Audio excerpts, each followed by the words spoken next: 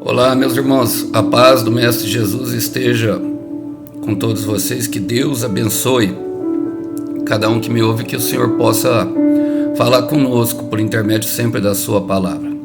O texto para nossa breve meditação encontra-se hoje no livro no Evangelho de João, capítulo 10, nós vamos ler a partir do verso 37, diz assim: Não creiam em mim se não realizo as obras de meu Pai, mas se a realizam, creiam na prova que são as obras, mesmo que não creiam em mim. Então vocês saberão e entenderão que o Pai está em mim e eu estou no Pai.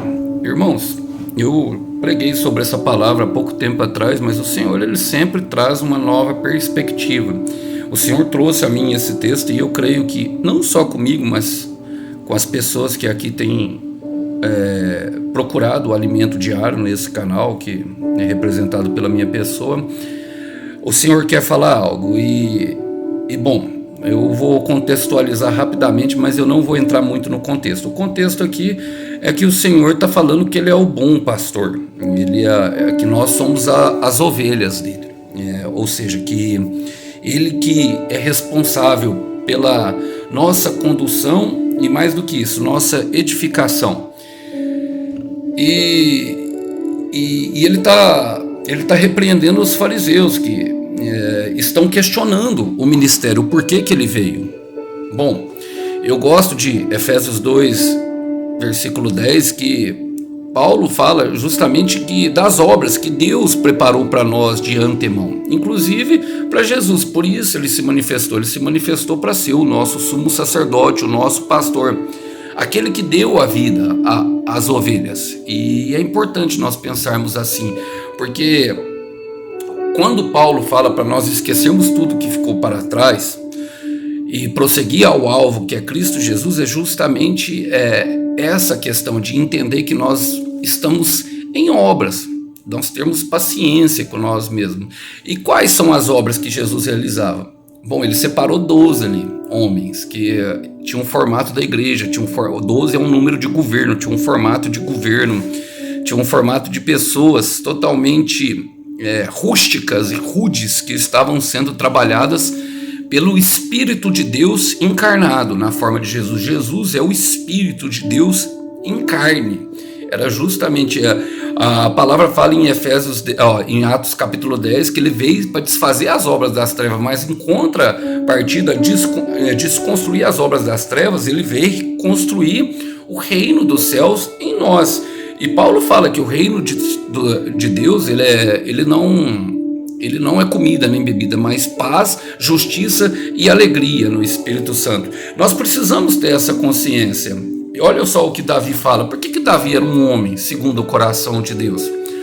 Deus, irmão, ele não está preocupado sinceramente com o que nós temos. Ele está preocupado com o que nós vamos ser. E na verdade nem é uma preocupação, porque ele já sabe. Aqueles que foram entregues para Jesus, ele já sabe o que vai acontecer. É uma questão de acesso, para nós acessarmos a plenitude de vida no nosso reino. E Davi entendia muito bem isso, o seu propósito, o seu chamado para ser rei de Israel. Ele entendia muito bem quem era Deus na vida dele. Olha o que ele fala no Salmo 139, versículo 13 e 14. Ele fala assim, Tu formaste o meu interior e me teceste no ventre da minha mãe. Eu te agradeço por me teres feito de modo tão extraordinário. Tuas obras são maravilhosas, e disso eu sei muito bem. Ele estava declarando que ele era uma obra da mão de Deus. Ele estava declarando que as obras de Deus são maravilhosas. E muitas vezes nós temos uma impressão ruim, não conseguimos nem nos amar a nós mesmos porque perdemos a paciência. Talvez por um erro cometido, talvez porque um irmão condenou, porque um irmão julgou. Olha, eu gosto muito, sabe, de como Jesus se comporta em frente aos pecadores que têm medo de julgamento, que têm medo. Porque tem duas coisas que, sabe, interrompem justamente o nosso relacionamento com Deus. Uma delas é a arrogância, e Deus tem uma dificuldade muito grande com aqueles que se acham independentes de Deus, que não é o caso de Davi. Ele fala abertamente, eu sou uma obra das tuas mãos, tu me fizeste de maneira especial. E olha só, desde antes do chamado Davi reconhecia desde quando ele estava no ventre da mãe dele. Ou seja, quando os olhos de Davi ainda não o viam, ele sabia que Deus já estava o vendo. E muitas pessoas têm essa sensação no coração de pertencimento de algo maior, que na verdade nem se refere a nós, se refere a Ele.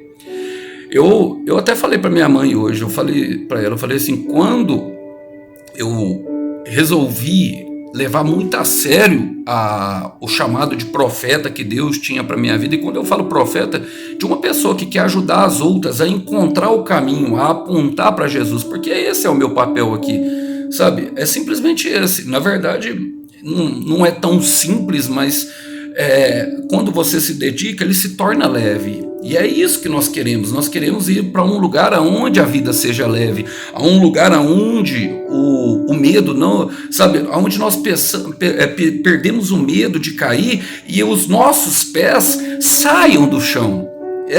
Esse lugar ele é possível, e esse lugar ele é Jesus, quando nós cremos nele, cremos nas obras que ele realiza. Perceba que ele pegou 12 homens, olha, Efésios 2:10 diz o seguinte, pois somos feitura dele. Paulo também declarou que nós somos feitura dele, criados em Cristo Jesus para boas obras, as quais Deus de antemão preparou para que andássemos nelas. Deus preparou, e a obra, ela tem a obra que nós realizamos também, não só de Jesus, nós realizamos nele. Elas foram preparadas de antemão. Nós fomos criados para andar nela. Ela é o propósito de nossa vida, todas as pessoas que estão incluídas nela. Esse propósito foi estabelecido antes de nós sermos criados. É isso que Paulo está falando. Mas o medo de seguir muitas vezes nos impede de viver. Sabe, o medo de tocar nos impede de abraçar. O medo de ousar nos impede de avançar. O medo de sair da nossa zona de conforto nos impede de chegar ao lugar do propósito. O medo de amar nos impede de viver. Os medos, sabe, que tomam conta do nosso coração, ele nos impede justamente de sermos aquilo que nós nascemos para ser. Perdemos a paciência, temos medo de não ser aceitáveis para Deus, e por isso Jesus morreu na cruz. Então eu quero te dizer, meu irmão, minha irmã, calma, vai devagar, vai no seu tempo, um pouquinho de cada vez, um passo de cada vez. O futuro está no seu livre-arbítrio, use-o, escolha sempre Jesus, esqueça das coisas que para trás fica, esqueça, já passou. Você vê que quando você, sabe o que acontece? Quando você aceita aquele chamamento, aquele propósito que Deus tem para você, essa obra que Ele está realizando na sua vida, Mateus capítulo 16, versículo 18, ele fala para Pedro, sobre ti edificarei a minha igreja. Uma edificação, uma obra, ela leva tempo. Então calma. Essa igreja é uma família que o Senhor está edificando para morar no céu. Então tem que ter paciência. Agora, se Deus tem paciência com nós, por que você não vai ter paciência consigo mesmo, não é verdade? E eu gosto quando Lucas fala no capítulo 11, versículo 13, que ele relata Jesus falando assim, pedirei a promessa de meu Pai, o meu Espírito Santo, e eles vos encherá de poder. Por quê? Olha só, o Paulo fala para Timóteo, exortando Timóteo, na segunda carta a Timóteo, capítulo 1, versículo 7, ele fala assim, pois Deus não nos deu um espírito que produz temor e covardia, mas sim que nos dá poder, amor e autocontrole. E esse autocontrole pode ser dito aqui em outras versões, está como equilíbrio. Bom, o poder, meu irmão, é tudo aquilo que nós precisamos, já está dentro do nosso coração, ou seja, os nossos dons são aguçados pela presença do Espírito, ou seja, pela presença de Jesus através do Espírito Santo em nós, sabe, purificando. Fala ali em 1 Reis 6, 2 Reis 6, fala da obra do templo de Salomão, que era uma obra silenciosa, que não se ouvia barulho de martelos nem pregão, uma obra silenciosa, que ele começou em nosso coração e que vai ser refletida para muitas, a qual nós vamos andar nela, e vai alcançar muitas pessoas através de nossa vida. Segundo, amor. Essa é o mais importante. Paulo fala em 1 Coríntios 13 que sem amor, pode falar em língua de anjo, meu irmão, pode profetizar, pode pregar, pode cantar, mas sem amor não tem como. A obra do Senhor é todinha em amor. A obra do Senhor é todinha amor. Destruição, sabe? Destruição, julgamento e condenação não combina com o Senhor. Isso paralisa e cria medo e covardia. Então é em amor, é com muita paciência, é com os frutos do Espírito que andamos nessas obras. E sabemos que o Senhor tem tudo isso para conduzir para nós. E olha, e a terceira é equilíbrio. Esse poder também ele é dado como ousadia, ou seja, ousar. O poder é o que nos faz avançar. Cada vez, um pouquinho de cada vez, um passo de cada vez, nos avançar um pouquinho mais. Eu lembro quando eu me cheguei na academia, pegava pezinhos, estava muito gordo, e aí comecei a emagrecer. Eu pegava pouquinho peso, hoje eu já pego muito mais. Eu lembro quando eu comecei a ler a Bíblia, eu lia 1 versículo 2, hoje eu leio muito mais. Na verdade, ela é a minha bússola. O meu guia de fé, ela que me fortalece a minha fé. Paulo fala, nutri-vos pela palavra, porque é a palavra que traz. A fé vem pelo ouvir, mas sabe, o fortalecimento vem justamente da palavra, a qual nós vivenciamos, nós começamos a ver que é verdade, lá de fora, no dia a dia da nossa vida. E isso faz com que nós tenhamos ousadia, deixamos o medo para trás e avançamos. O amor com relação, porque qual que é a medida do amor, meu irmão? É a medida do perdão. É justamente isso que ele fala nos trabalhadores, em Mateus capítulo 20, os trabalhadores do vinhedo. Ele fala justamente isso, aquele que muito perdoado, muito é amado. E eu sei o quanto Deus me perdoa. Você percebe que uma pessoa que fez muita extravagância na vida, ela consegue amar as pessoas de forma diferente. Por quê? Porque ela sabe o buraco que Deus tirou ela, meu irmão. Só ela sabe. Ela consegue olhar para trás e enxergar isso. E o espírito de autocontrole e equilíbrio que, sabe, faz nós nos entendermos realmente aonde nós estamos e o que nós devemos fazer, sabe? Aquilo que nós merecemos e aquilo que nós não merecemos. Quem deve andar conosco e quem não deve andar. Nós vivemos uma vida equilibrada, e uma vida equilibrada traz paz ao nosso coração.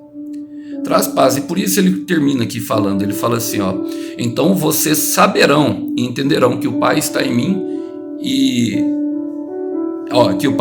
eu estou nele. Todas as obras de Jesus, meu irmão, trouxeram bastante conhecimento. Todos podem falar que sabem quem é Jesus e até acreditam, mas entender realmente que ele tem o poder e o controle sobre todas as coisas que nos cercam são pouquíssimos. A mulher do fluxo de sangue, depois de 12 anos, ela entendeu e ela resolveu tocar, porque ela sabia que dali sairia poder, sairia vida.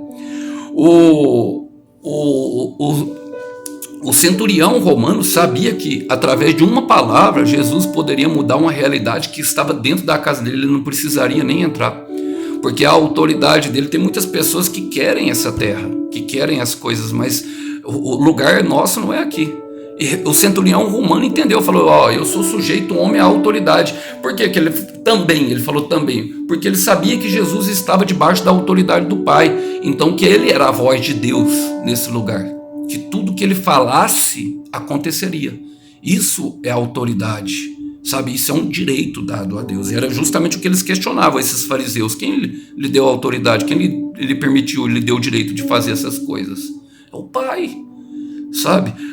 Todas as curas de Jesus passaram por um enorme processo, mas todos puderam entender depois do processo quem era ele. E o entender é justamente assimilar aquilo como verdade para a nossa vida e a torná-la prática constante. Então ele tem um lugar para nós, meu irmão, aonde a vida seja leve. Ele tem um lugar para nós, minha irmã, aonde a vida seja leve e que nós percamos o medo de cair. Quanto mais caímos, mais ficamos fortes. Tenha paciência.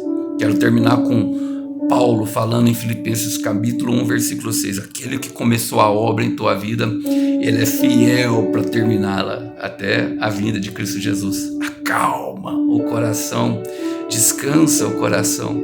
Não precisa mais chorar. Que Deus abençoe. A paz do Mestre. Até uma próxima mensagem. Tchau, tchau.